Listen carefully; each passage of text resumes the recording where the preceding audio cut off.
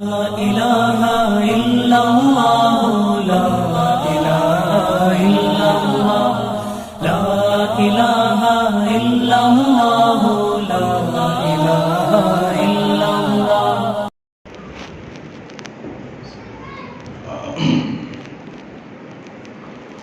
السلام عليكم ورحمة الله وبركاته. الحمد لله نحمده ونستعينه ونستغفره ونؤمن به ونتوكل عليه ونعوذ بالله من شرور أنفسنا ومن سيئات أعمالنا. من يهده الله فلا مضل له ومن يضلله فلا هادي له. ونشهد أن لا إله إلا الله وحده لا شريك له. ونشهد أن سيدنا ومولانا محمدا عبده ورسوله صلى الله عليه وعلى آله وأصحابه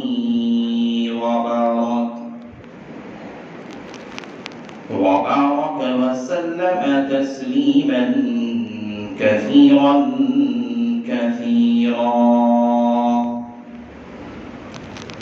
أما بعد فأعوذ بالله من الشيطان الرجيم. بسم الله الرحمن الرحيم. سبحان الذي يسرى بعبده ليلا من المسجد الحرام إلى المسجد الأقصى الذي باركنا حوله لنريه من آياتنا إنه هو السميع البصير. وقال النبي صلى الله عليه وسلم: أنا نبي وآدم بين الماء والطين، أو كما قال النبي عليه الصلاة والسلام. رب اشرح لي صدري ويسر لي أمري واحلل عقدة من لساني يفقهوا قولي. اللهم صل على سيدنا مولانا محمد في أول كلامنا. اللهم صل على سيدنا مولانا محمد في أوسط كلامنا. اللهم صل على سيدنا مولانا محمد في آخر كلامنا.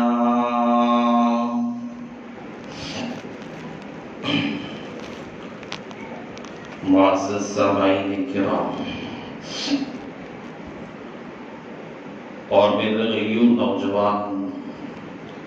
بزرگوں اور دوستوں،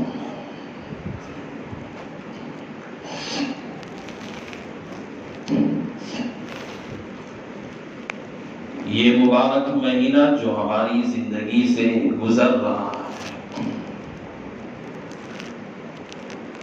اس مہینے کے اندر سید الاولین سید الآخرین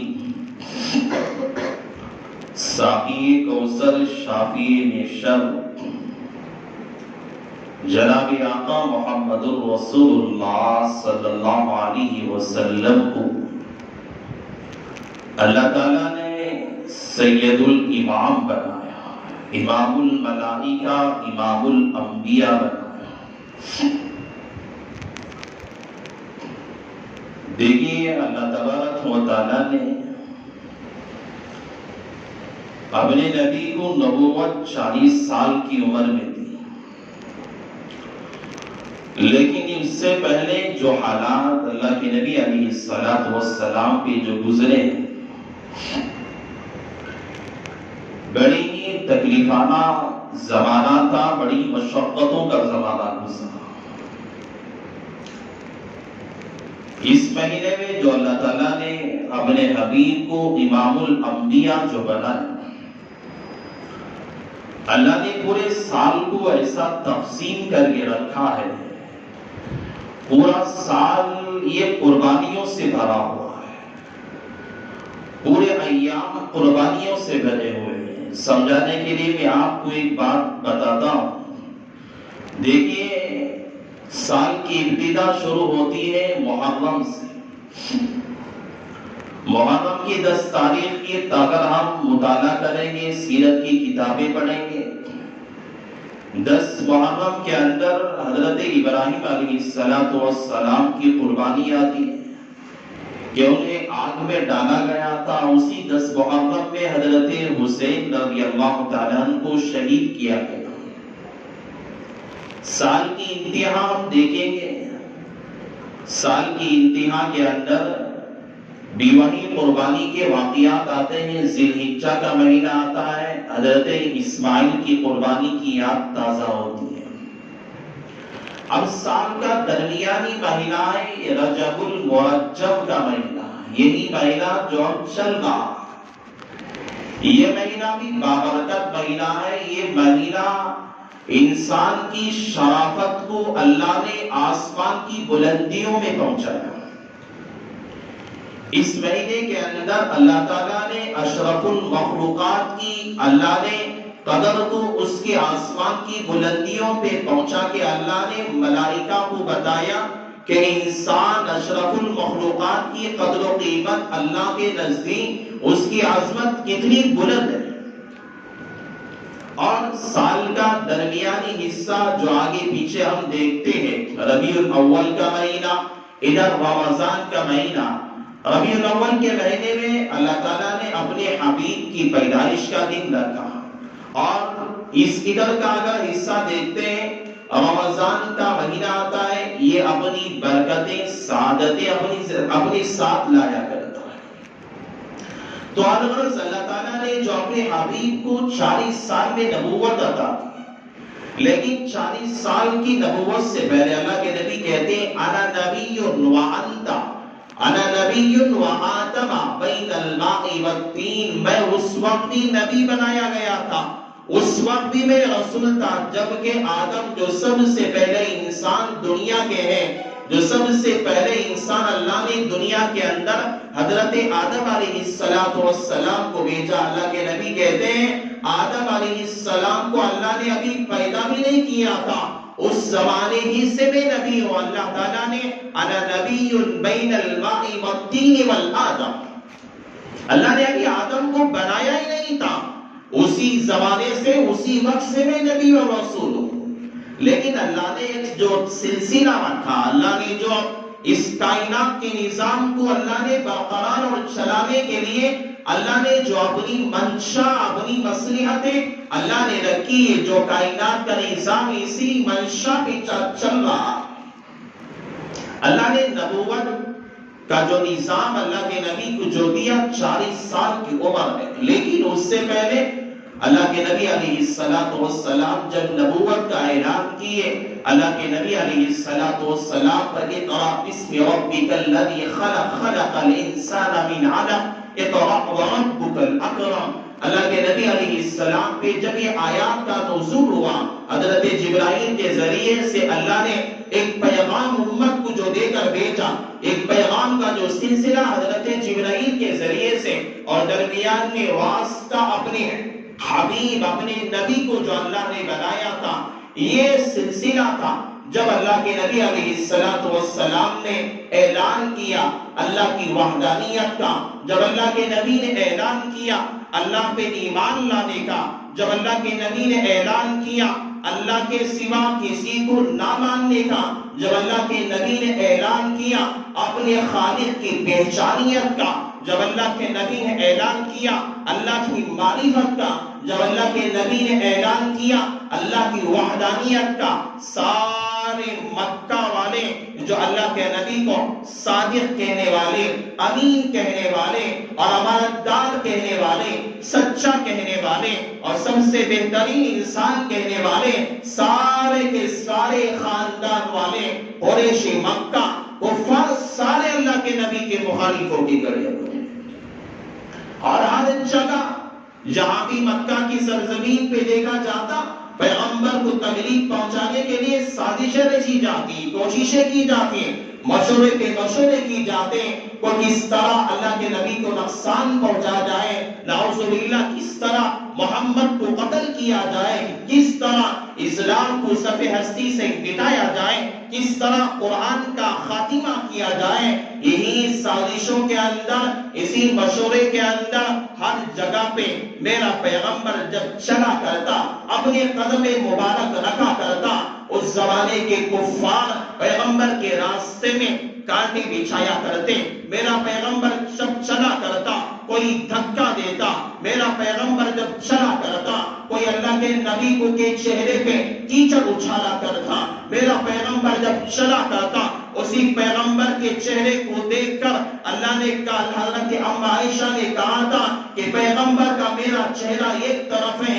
اور دنیا کا سورج ایک طرف ہے. دنیا کا سورج بس دنیا والوں کو روشنی پہنچاتا ہے، لیکن میرے پیغمبر کے چہرے پہ ایسی روشنائی ہے جو اس سورج سے بھی زیادہ روشنائی اس کے اندر ہے. ایسے متبرک چہرے پہ کیچڑ اچھالا جاتا، تھوکا جاتا. اللہ کے نبی کی شان میں اتنی بڑی گستاخیاں، اللہ کے نبی کو ایسے ایذا پہنچائے گئے، یہ تکالیف پہنچائے گئے. ایک وقت ایسا بھی آیا، ایک زمانہ ایسا بھی آیا جب چند لوگوں نے پیغمبر کے ہاتھ پہ اسلام قبول کر لیا. اسلام قبول کرنے کے بعد کفار مکہ نے دیکھا، ارے ایک کے بعد دیگر اس محمد کے ہاتھ پہ لوگ اسلام قبول کرتے جا رہے ہیں، اس محمد کے اسلام پہ یہ لوگ اپنا دین بدلتے جا رہے ہیں، انہیں کچھ کرنا چاہیے. جو مکہ سے باہر یہ ایسی جگہ تھی، یہ جو شعب ابی طالب کہا جاتا تھا، جہاں وہاں پر کوئی جاتا نہیں تھا، وہاں سے کوئی آتا نہیں تھا. ایسی سنگلاخ وادی تھی جہاں ایک باپ جو ہے کھانے کا نام و نشان نہیں تھا، کوئی درخت کا نام و نشان نہیں تھا، کسی پھل کا نام و نشان نہیں تھا. ایسی جگہ جسے شعب ابی طالب کہا جاتا ہے. اللہ کے نبی علیہ السلام اور پیغمبر کے ساتھ اسلام لانے والے، دین پہ چلنے والے اور پیغمبر کے ہاتھ پہ ایمان لانے والے سارے لوگوں کو لے جا کر وہاں قید کر دیا گیا.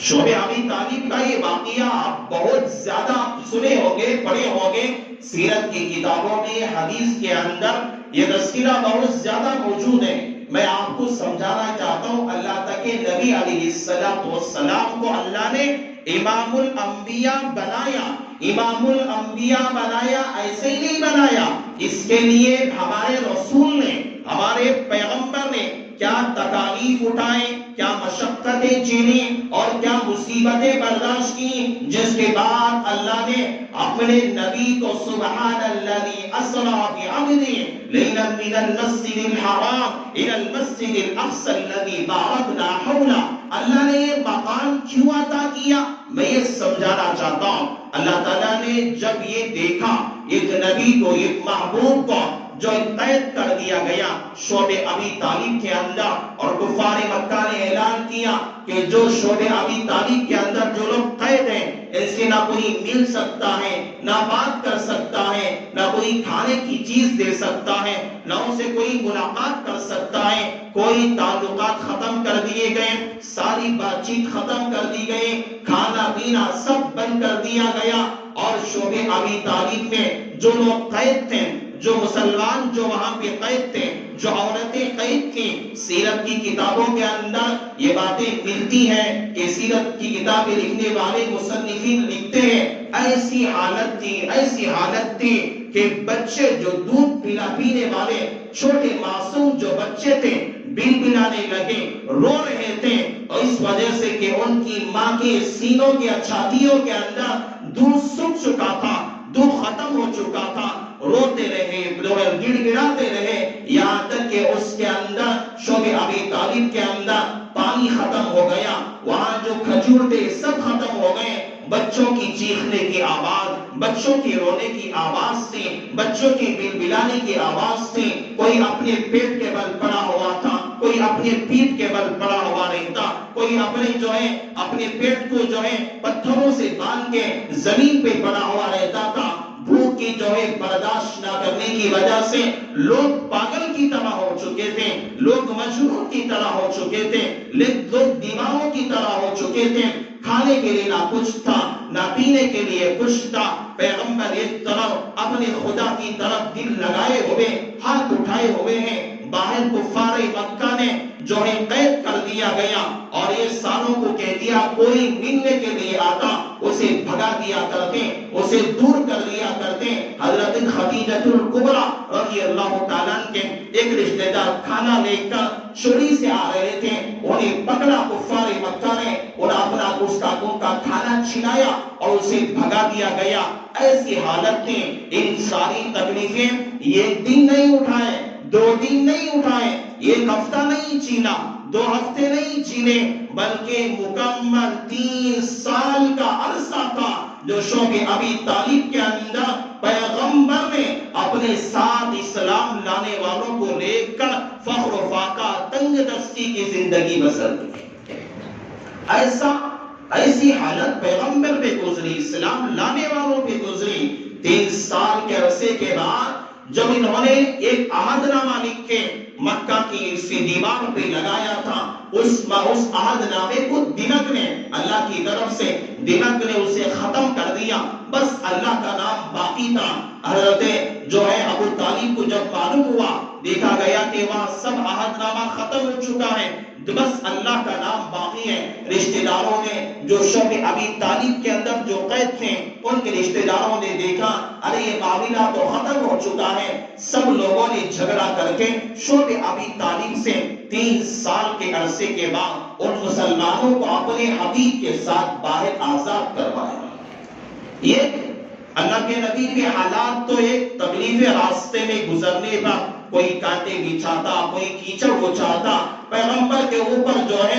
زمانے کے اندر ہم کہیں گے تو جس طرح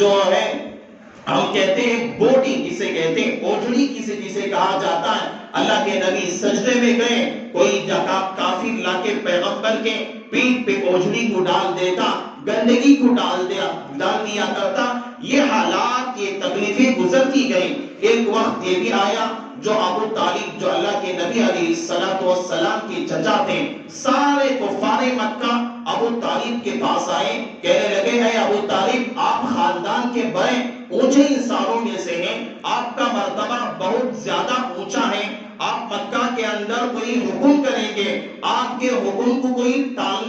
نہیں سکتا، آپ کوئی بات کریں گے، آپ کی بات کو کوئی انکار نہیں کر سکتا، لیکن آپ کے خاندان کے اندر، آپ کے قبیلے کے اندر، آپ کی نسل کے اندر، آپ کے گھر کے اندر ایک ایسا فرد پیدا ہوا، ایک ایسا بشر پیدا ہوا، ایک ایسا نوجوان پیدا ہوا ہے جو آج ہمارے معبودوں کو گالیاں دیتا ہے، ہمارے معبودوں کے خلاف باتیں کرتا ہے، یعنی محمد ہے صلی اللہ علیہ وسلم۔ سارے کفار مکہ نے ابو طالب کے پاس جا کر اللہ کے نبی علیہ السلام کو بلوایا۔ اللہ کے نبی علیہ السلام آئے اور اس کے آنے کے بعد کہنے لگے اے محمد یہ آپ کے چچا ہیں، آپ کے چچا کے سامنے ہم یہ بات کہتے ہیں، آپ کو یہ گنجائش دیتے ہیں، آپ کو یہ ہم آفر دیتے ہیں، آپ چاہے جتنا مال پوچھیں گے ہم اتنا مال دینے کے لیے تیار ہیں۔ آپ جس عورت سے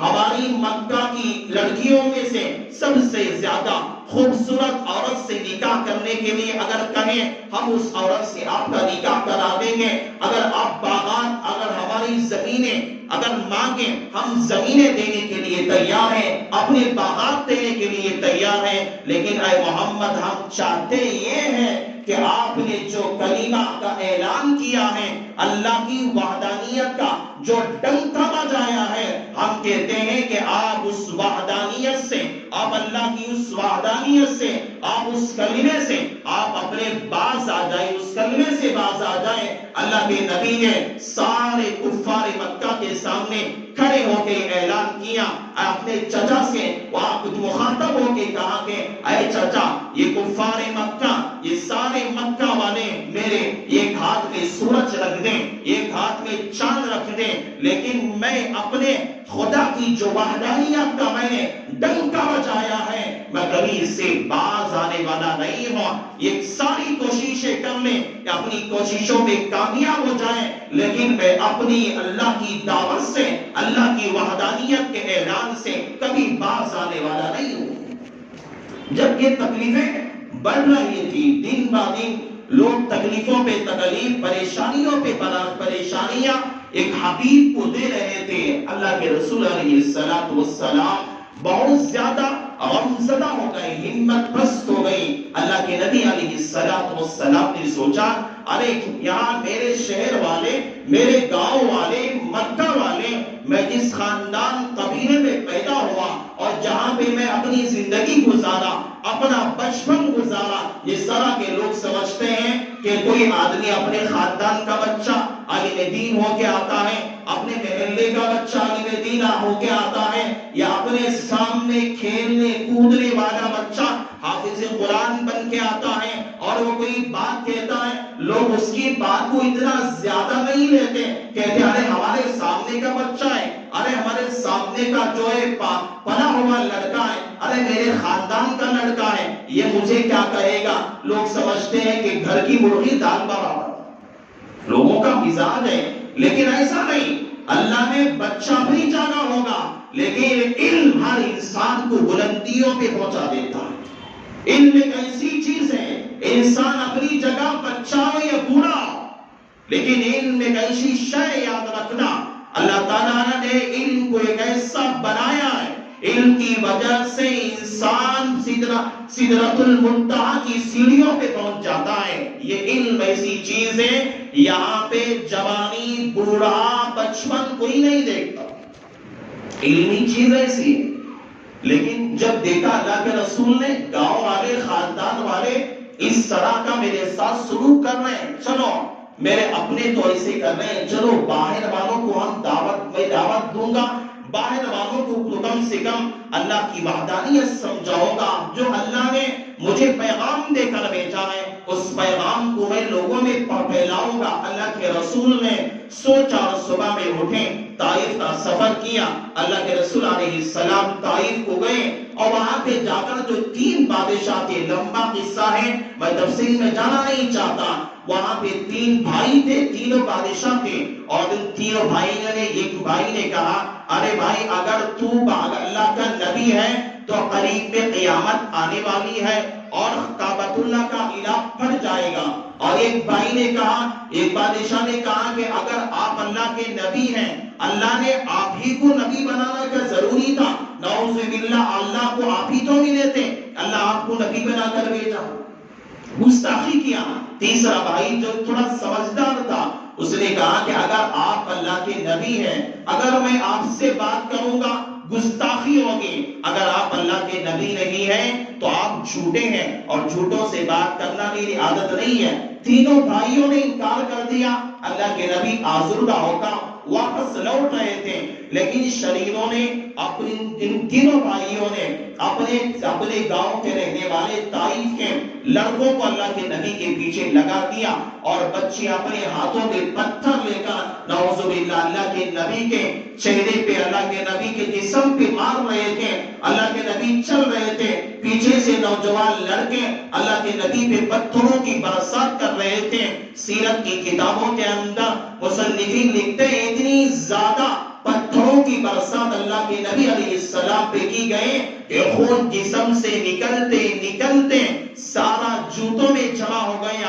اور ایسا جمع ہو چکا تھا جب خون ٹھنڈا ہو جاتا ہے تو وہ گھٹ ہو جاتا ہے، اور جس ایسا جمع ہو گیا اللہ کے نبی کو اپنے جوتوں سے اپنے پیر نکالنا مشکل ہو چکا تھا، اتنا زیادہ اپنے پیروں میں خون جمع ہو چکا تھا. اللہ کے نبی ایک جگہ پہ آرام کرنے کے لیے بیٹھے جو تھک چکے تھے. طائف والوں نے تکلیف دی, اپنے خاندان والوں نے تکلیف دی, اپنے گھر والوں نے تکلیف دی. اللہ کے نبی طائف سے راستے میں ایک جگہ ایک درخت کے نیچے لیٹ گئے اور سوچنے لگے یا اللہ, اللہ کے سامنے ہاتھ اٹھایا اور کہنے لگے یا اللہ شاید کہ تو مجھ سے ناراض ہے, شاید کہ تو مجھ سے ناراض ہے, جس کی وجہ سے مجھ پہ ایسے مصائب آ رہے ہیں, ایسی پریشانی آ رہی ہے. یا اللہ اگر تو مجھ سے ناراض ہے اس وقت تک میں خاموش نہیں رہوں گا, اس وقت میں اطمینان سے نہیں بیٹھوں گا جب تک میں آپ کو راضی نہ کر لوں, جب تک آپ مجھ سے راضی نہ ہو جائے. اللہ سے آہوازاری میں لگ گئے, اللہ کے سامنے ہاتھ اٹھا کے رونے لگے یا اللہ. آپ سیرت کی کتابیں پڑھیں گے, یہ واقعہ بہت ہی غم زدہ واقعہ ہے. اللہ کے نبی نے ہاتھ اٹھائے یا اللہ میری شاید کہ کوئی کوتاہیاں ہوگی, شاید کہ میری کوئی خطایا ہوگی. ہم چھوٹا کام کرتے ہیں, ہم چھوٹے کام کرتے ہیں, ہم سوچتے ہیں ارے میں نے تو بہت بڑا کام کر دیا, لیکن ایک رسول ہوتے ہوئے, ایک پیغمبر ہوتے ہوئے, اللہ کا محبوب ہوتے ہوئے اتنی بڑی مشقتیں اٹھانے کے بعد یہ سوچ رہے ہیں یا اللہ شاید کہ تو مجھ سے ناراض ہے, شاید کہ میرے اندر کوئی کمی ہے, شاید کہ میرے اندر کوئی خطا ہے. پیغمبر ہاتھ اٹھا کے رو رہا ہے, رو رہا ہے. اللہ تعالیٰ فرشتوں کا نزول کرتا ہے,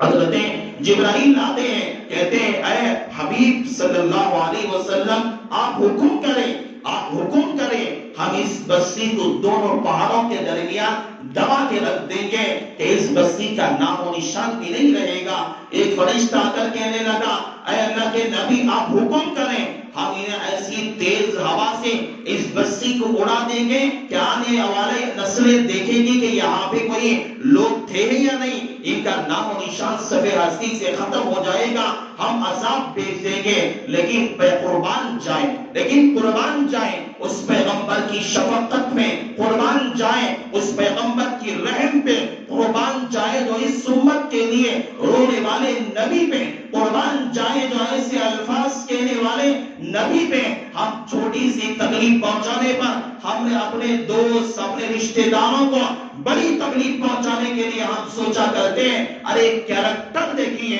ہمارے نبی نے, ہمارے رسول نے ہمیں کیا طریقہ بتایا ہے. اللہ کے نبی کو اتنی تکلیف پہنچانے کے بعد اللہ سے دعا کرنے لگے یا اللہ مجھے ان فرشتوں کی ضرورت نہیں ہے, اللہم اہدی قومی فإنہم لا یعلمون, اللہم اہدی قومی فإنہم لا یعلمون. یا اللہ یہ لوگ ایسے ہیں, ان میری قوم کو تو ہدایت عطا فرما, میری قوم کو تو ہدایت عطا فرما. فإنہم لا یعلمون, یہ لوگ مجھے پہچانتے نہیں ہیں, مجھے جانتے نہیں ہیں. اتنی بڑی تکلیفوں کے باوجود اللہ کے نبی کہتے ہیں فإنہم لا یعلمون, یہ لوگ تو مجھے جانتے نہیں ہیں. اللہم اہدی قومی, شاید کہ ان کی نسلیں ایمان لائیں گی, ان کے خاندان والے ان کی نسلیں ایمان میں داخل ہوگی. یا اللہ ان کو تباہ نہ کرنا, ان پہ عذاب نہ بھیجنا, ان کو تباہ اور برباد نہ کرنا. اللہ نے تکلیف پہنچانے والے کے لیے بھی اللہ کے نبی نے دعائیں دی, ہدایت کی دعائیں. لیکن ہمارا طریقہ کیا ہے, لوگوں کی تباہی اور بربادی کے لیے ہم کہتے تو اپنی جگہ, لیکن اس کے لیے جو کوششیں ہو سکتی ہیں ہمارے لیے ہم ساری کوششیں ہم کر کے رکھ دیتے ہیں. لیکن اتنی تکلیفیں پہنچانے کے بعد بھی ایک نبی اپنی قوم کے لیے دعا کرتا ہے یا اللہ تو ہدایت عطا فرما, یہ لوگ مجھے جانتے نہیں.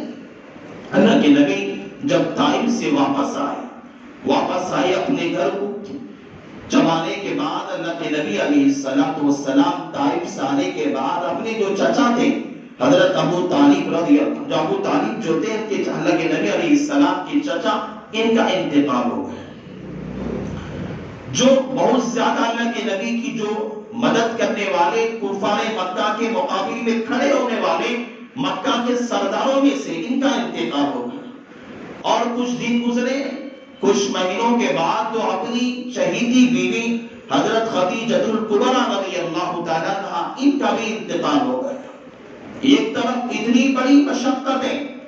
مکہ والوں نے تکلیف دی، طائف والوں نے تکلیف دی، یہاں پہ اپنا سہارا بننے والے چچا ان کا بھی انتقال ہو گیا، اور اپنے یہاں تو اپنے دکھ کے اندر، اپنی پریشانی کے اندر جو ہے ساتھ دینے والی، ان کے غم کے اندر ہمت دینے والی بیوی حضرت خدیجہ الکبریٰ ان کا بھی انتقال ہو گیا۔ اللہ کے نبی نے اس سال کو عام الحزن کا یعنی غم کا سال، ایسا سال اللہ کے نبی کہتے ہیں میرے اوپر ایسا گزرتا تھا جو غم کا، ہر دن میرے اوپر غم کے حالات تھے، پریشانی کے حالات تھے، کبھی کوئی جو ہے مجھے ساتھ دینے والا نہیں تھا۔ جب انتقال ہو گیا، رات میں اللہ کے نبی سو رہے تھے، سوتے سوتے یہ سوچنے لگے کاش کوئی میرا دوست ہوتا جو میرا ساتھ دیتا، کاش کوئی میرا یار ہوتا جو میری دلداری کرتا، کاش کوئی میرا رفیق ہوتا جو میرے ہم کے غم خاری کرتا۔ اللہ کے نبی رات میں سوتے ہوئے اپنے بستر میں یہی سوچ رہے ہیں کاش کوئی میرا رفیق ہوتا جو میرے غم کے اندر شریک ہوتا، کوئی میری مدد کرنے والا ہوتا، کاش کوئی مجھے ہمت دینے والا ہوتا، کاش کوئی میری مصیبت پہ میرے سر پہ ہاتھ رکھنے والا ہوتا، کاش کوئی میری مدد کرنے والا ہوتا۔ اللہ کے نبی کی آنکھ لگ جاتی ہے، اللہ کے نبی سو جاتے ہیں، سونے کے بعد اچانک پیغمبر کے جو حجرے سے حجرہ پھٹتا ہے اور وہاں سے ملائکہ کا نزول ہوتا ہے۔ حضرت ملائکہ یعنی حضرت جبرائیل علیہ السلام، حضرت میکائیل علیہ السلام آتے ہیں اللہ کے نبی سے آپس میں کھڑے ہو کر دونوں فرشتے کہتے ہیں یہ نبی کیا سو رہے ہیں؟ ایک فرشتہ کہتا ہے کہ نبی بس سوتے ہیں، ان کی آنکھیں نہیں سوتی، ان کی آنکھیں سوتی ہے، ان کا دل بیدار رہتا ہے۔ آپس میں بات کر رہے تھے، اللہ کے نبی سے آ کر کہنے لگے، حضرت جبرائیل نے کہا اللہ کے نبی ان اللہ ودعوک، ان اللہ واتق السلام، اللہ تعالیٰ آپ کو سلام کہتا ہے، وَدُعُكَ اللَّهُ، اور اللہ تعالیٰ آپ کو دعوت دے رہا ہے۔ جب پریشانی میں سو رہے تھے حضرت جبرائیل آ کر کہتے ہیں وَيَقْرَأَكَ السَّلَامُ، یا اللہ کے نبی اللہ آپ کو سلام کہہ رہا ہے، اور وَدَعَكَ اللَّهُ، اللہ آپ کو دعوت دے رہا ہے، اللہ آپ کو بلا رہا ہے۔ ایک دوسرے فقرے میں حضرت جبرائیل کہتے ہیں ان اللہ یشتاق اللہ الیک، اللہ تعالیٰ اے نبی آپ کی ملاقات کے شوق میں ہے، اللہ آپ کو ملاقات کرنا چاہتا ہے۔ اللہ جس نبی کے ملاقات کے شوق میں ہے اس کا کیا اندازہ ہوگا، سوچ کے دیکھیے۔ اللہ تعالیٰ کے نبی نے جب یہ الفاظ سنائے گئے اللہ کے نبی خوش ہو گئے، ارے میرا خدا مجھے ملنے کے شوق میں، ان اللہ اشتاق الیک، اللہ میرے ملنے کے شوق میں لگا ہوا۔ اللہ کے نبی خوشی سے کھڑے ہو گئے۔ اللہ کے نبی علیہ السلام کو ملائکہ نے بٹھایا، اور بٹھانے کے بعد حضرات ملائکہ نے اللہ کے نبی کا سینہ چاک کیا، جسے شق صدر کہا جاتا ہے، سینہ چاک کیا، اور سینہ چاک کرنے کے بعد جو ہے جنت سے تشت لایا گیا، سونے کا تشت، اور اللہ کے نبی کے سینے کو، دل کو دھویا گیا زمزم کے پانی سے۔ یہ 4 مرتبہ پیغمبر کی زندگی میں ہوا ہے۔ یہ ایک مرتبہ جو حلیمہ سعدیہ نے اللہ کے نبی علیہ السلام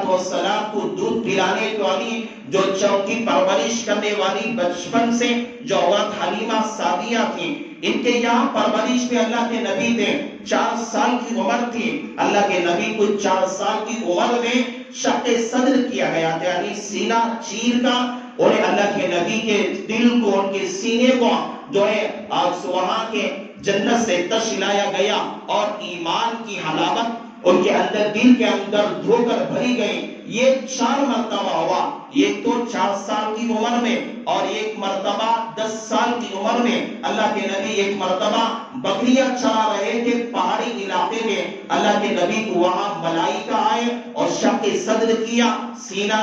چیرا، اور وہاں سے دل نکالا، اور زمزم کے پانی سے دل کو دھویا، اور اسے بند کر کے چلے گئے۔ اور تیسری مرتبہ اللہ کے نبی کو جب نبوت دی گئی، اللہ کے نبی کو جب نبوت کا تاج پہنایا گیا، جب ایک مرتبہ کیا گیا، اور چوتھی مرتبہ اللہ کے نبی علیہ السلام کو جب اللہ نے اپنے پاس بلایا، اور اس کا ہے زندہ حیات کے اندر اللہ نے اپنے پاس جب دعوت دی، پیغمبر کے پاس جو فرشتہ اللہ کی طرف سے دعوت نامہ لے کر آ کر کہہ رہا تھا، اور کہ ان اللہ یشتاق الیک، اللہ آپ کی ملاقات کے شوق میں اللہ آپ کو بلا رہا ہے، دعوت دینے کے لیے آیا۔ اس ایک مرتبہ زندگی میں، پیغمبر کی زندگی میں 4 مرتبہ جو سینہ چاک کیا گیا، سینے کو اور دل کو زمزم کے پانی سے دھویا گیا، اور جنت سے جو تش لایا گیا تھا، ایمان کی حلاوت دل کے اندر ڈالی گئی،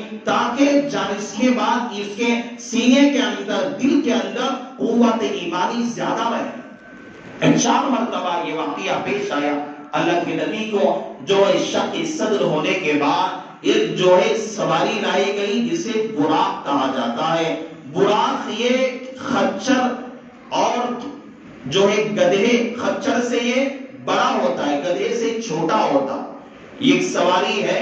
براق، برق کہتے ہیں، اتنی تیزی سے کہ جہاں ہماری نگاہ کی انتہا پہنچتی ہے، اس کا قدم، یہ قدم اس کی دوری پہ جاتا ہے، اتنی تیز سواری اللہ کے نبی کے پاس لائی گئی۔ اور اس کے بعد کیا حالات پیش آئے، اللہ کے نبی کو امام الانبیاء کیسے بنایا گیا، انشاءاللہ میں آنے والی جمعہ میں اس کا تذکرہ کروں گا۔ اللہ نے آج جو باتیں مجھ ناچیز سے اللہ نے کہلوائی ہے، اللہ تعالیٰ سب سے پہلے مجھے عمل صالح کی توفیق عطا فرمائے، اللہ تعالیٰ آپ تمام کو بھی عمل کی توفیق نصیب فرمائے۔ بس انہی کلمات پر اپنی بات کا اختتام کرتا ہوں۔ آمین وآخر الدعوانا ان الحمدللہ رب العالمین۔